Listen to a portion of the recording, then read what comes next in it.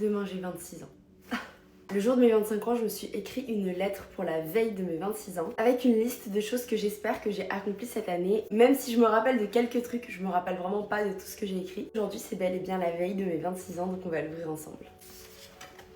Chère Juliette du futur, voici 10 objectifs que j'espère et je sais que tu vas atteindre pour ta 25e année. PS, arrête de toujours vouloir plus et regarde en arrière de temps en temps. La première ligne est en majuscule et c'est mon plus gros accomplissement de l'année, être propriétaire. J'ai acheté l'appart de mes rêves et honnêtement, j'en suis pas peu fière. 2. Voyager en Asie, c'est fait aussi, je suis allée en Thaïlande il y a quelques mois. 3. Faire une campagne et ça, merci à Cacharel, ça a aussi été fait.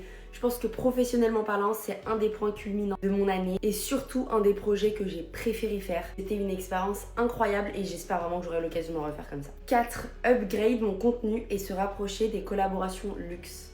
Je suis hyper contente de la tournure que j'ai pris dans mon contenu cette année. C'est pas parfait, mais je voulais vraiment me rapprocher de quelque chose qui était plus utile pour vous. Ce qui est du luxe, j'ai quand même collaboré avec Dior. Le 5e, c'est un peu superficiel, mais j'ai marqué avoir des abdos. Je pense qu'on est bon. C'est marrant, je sais pas avoir mis ça. Numéro 6, voir plus mes frères et sœurs. C'est vraiment un truc qui me tenait à cœur. Faut savoir que mes frères et sœurs, c'est mes meilleurs amis. On n'habite pas dans la même ville, donc ça rend pas les choses plus simples. Cette année, je suis quand même fière de moi. Je les ai beaucoup plus vus. Et cette année, ça va être le cas encore plus parce que je monte beaucoup sur Paris maintenant. Je vais pas dire le chiffre d'affaires tel quel, mais en gros, j'ai mis atteindre tant de chiffre d'affaires. Et je peux aussi vous dire que c'est atteint. Professionnellement parlant, je pense que 2025 a été ma plus belle année. Vite, j'ai mis tenir ma guérison de TCA. J'en suis hyper bien sortie. Pour celles qui savent, c'est pas linéaire. Je suis pas toujours bien dans mes baskets, mais c'est même pas comparable à 2022. 9, j'ai mis démarrer un projet avec ma sœur. Alors, c'est toujours d'actualité, ça a été démarré et en vrai c'est ce que j'avais écrit. Last but not least, j'ai mis atteindre